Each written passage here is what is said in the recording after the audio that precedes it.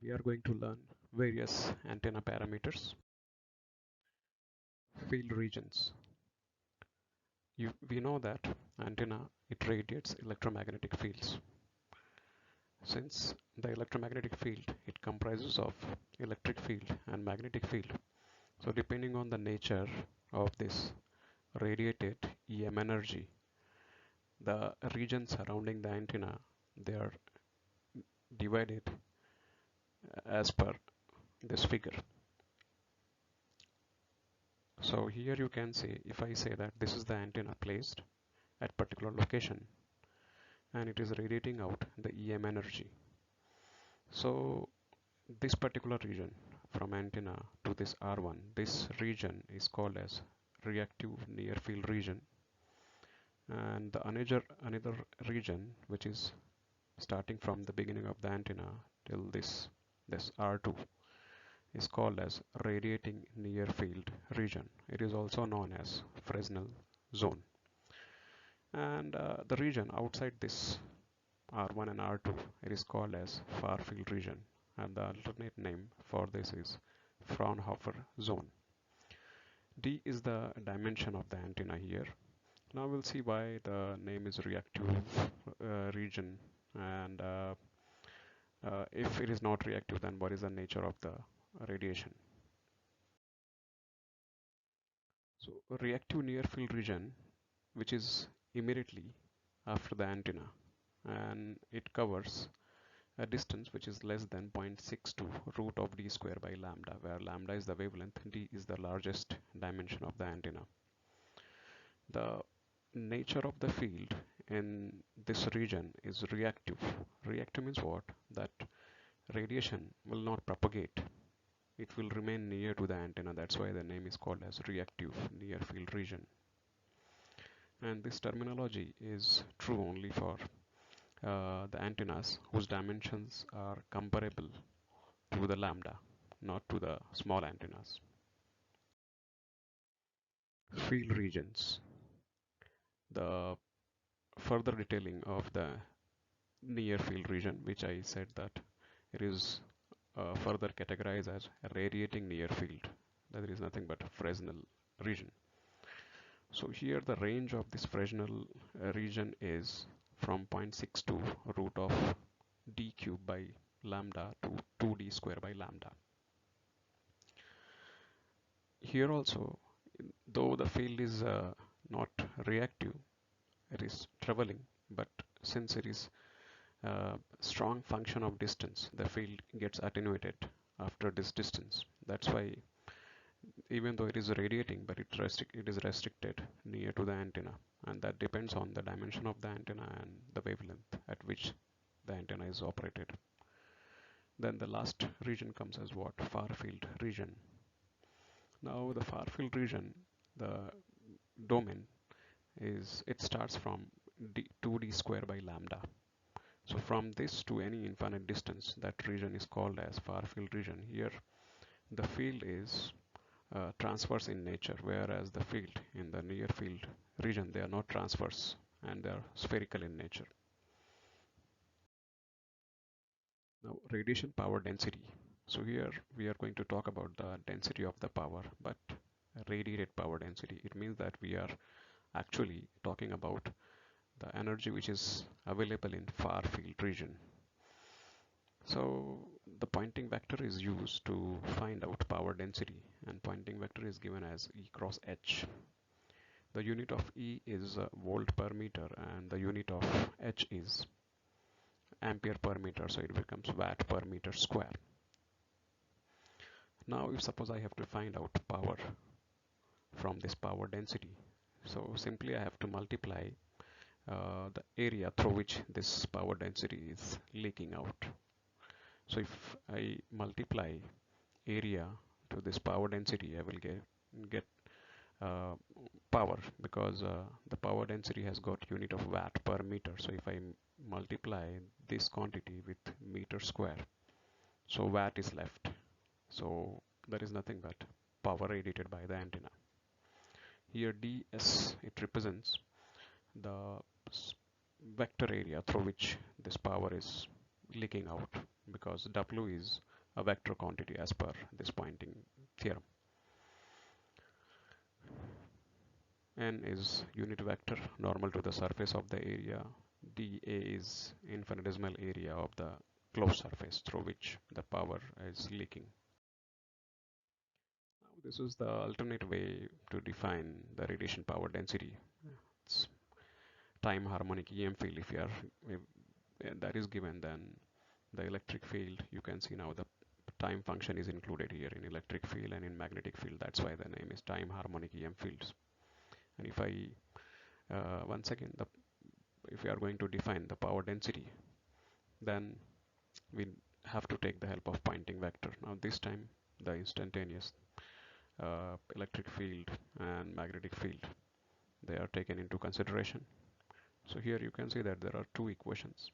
So this is nothing but the average real power which actually flows, and this is the average reactive power which is restricted near to the antenna itself. Now time average Poynting vector. So if I'm interested in finding the power density in the far field region, then I will consider this part, which is 1 by 2 Re, that is real part of E cross H star, that is conjugate. 1 by 2 appears because we are considering here the peak. So peak value divided by root 2 and peak value of this divided by root 2, so it becomes 1 by 2. Now here one example is taken, like there is a power density given by this particular equation. So, and if I have to find out power, then simply it is what? The dot product of the power density into the area through which that power density is leaking out. So here dA is expressed as what? R square sine theta d theta and d phi. It means that, and the range is from 0 to 2 pi for phi and 0 to pi for theta. So it means that we are considering that this power is radiated through a closed sphere. That's why the sphere, this surface equation for the sphere is taken, and the range is 0 to pi and 0 to 2 pi. So finally the power is what? Pi square into A naught. If isotropic antenna is given, then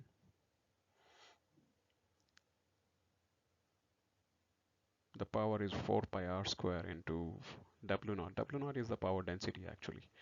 So if this power density is multiplied by a spherical surface, 4 pi r square is the surface area of a sphere, closed sphere.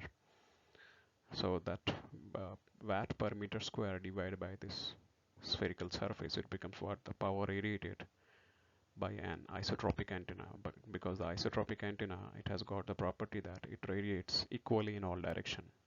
So the shape of the radiation is what? Spherical in nature. That's why your 4 pi r square is there. Now the power density is given by P radiated divided by 4 pi r square, but it is true only for the isotropic antenna. Otherwise the equation for the surface area will be different. Next quantity is radiation intensity. It is defined as watt per unit solid angle. So you can see that here it is what? Uh, Radiation, this is power density whose unit is watt per meter square. So if I multiply this R square with this power density, so the result is what? Radiation intensity. But radiation intensity, it has got the unit of watt per unit solid angle. It means that I'm talking about the radiation of power through some solid angle. Like here, if I consider that this is the plane through which some power density is leaking out, so I can say that the power radiated out is what? Power density into the surface area. But here I'm interested in defining radiation intensity. So the same power density now that is multiplied by the angle made by this surface area at this center, because we are considering that power density is coming from here. That is the source of the power. Okay, so power radiated can be given by what? Radiation intensity into what? The solid angle, because here the unit for the radiation intensity is what? Watt per unit solid angle. So if I want to know the radiated power, then it has to be radiation intensity into the solid angle. The formula for the solid angle is sine theta d theta d phi. R square is missing here because it is not the surface area but the angle subtended by that area at particular fixed location with reference to which that area is created. That's why R square is missing, and you can see that R square is reflected here. Now the radiation in terms of radiation intensity in terms of field. So radiation intensity, we are knowing that it is watt per unit solid angle. So here electric field, it is expressed in terms of electric field, but there are two components of the electric field in the direction of theta, electric field in the direction of phi. So we know that the power is nothing but volt per meter square or ampere square into impedance. So here it is unit of E field is what? Volt per meter. So I will take the formula of V square by R. So it is electric field square divided by intrinsic impedance. But this gives me what? The power density. So power density into this R square is nothing but the radiation intensity. That's why R square is multiplied here. Now 1 by 2 is there because we are dealing with the average power. That's why.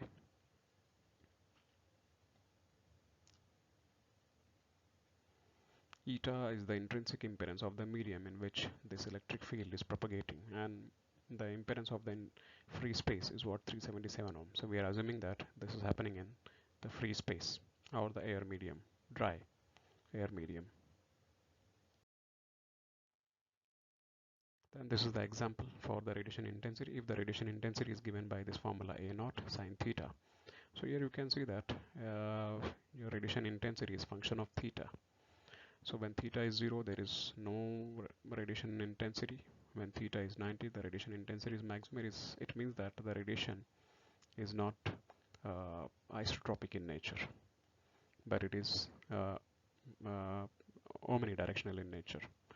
So if I want to find out power radiated, so simply I have to multiply this radiation intensity into the solid angle. And the formula for the solid angle is what? Sine theta d theta d phi. Since nothing is mentioned about the angle covered, so entire is taken here, and theta can be defined from 0 to pi, and phi, because we are assuming that not assuming, but it is given here that u is what? Independent of phi. It means that the radiation is occurring in all the direction with respect to phi direction. That's why phi limit is from 0 to 2 pi. So finally power radiated is what? Pi square A naught watt. And here it is power radiated.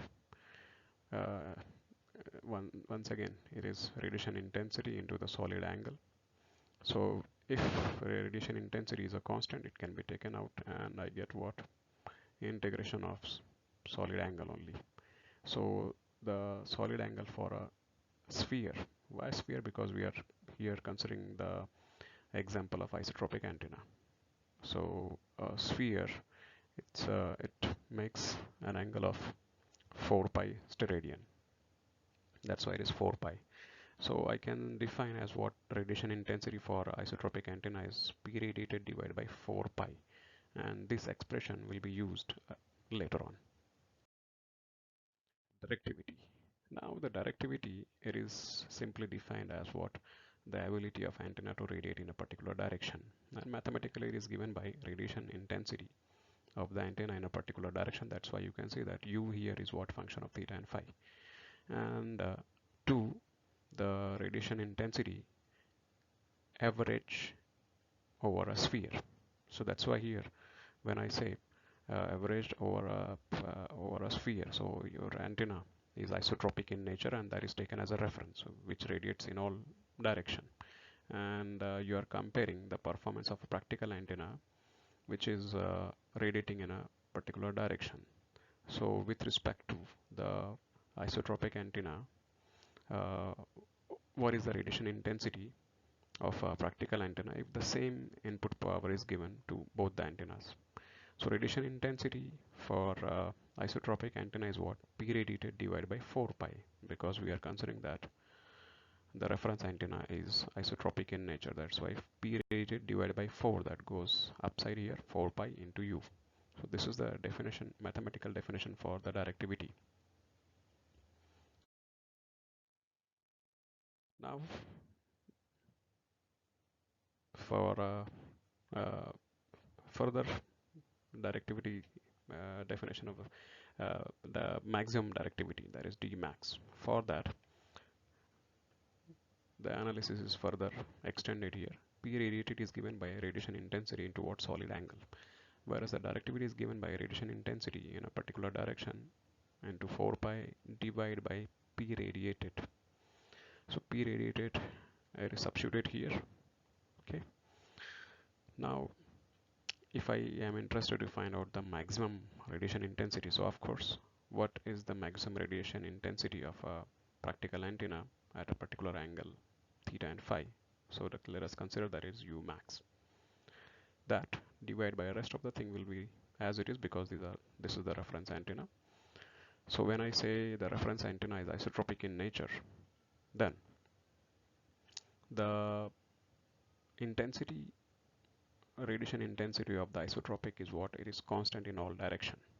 Okay, and it can be taken out, and d omega, if I integrate, so I get what? It is going to be omega a. Omega a is nothing but the solid angle. So if it is a complete sphere is there, then it is going to be 4 pi only, and the radiation intensity, that is going to maximum radiation intensity, is suppose U max only. So U max get cancel out. You will get what? 4 pi by omega a. So omega, if you are considering the complete sphere, then this omega is going to be what? 4 pi. So that will get 4 pi. 4 pi will get divided, and maximum directivity of the antenna is going to be 1. But that is true only for isotropic antenna. So isotropic antennas, they are it is treated as what? Reference antenna, and the ideal antenna.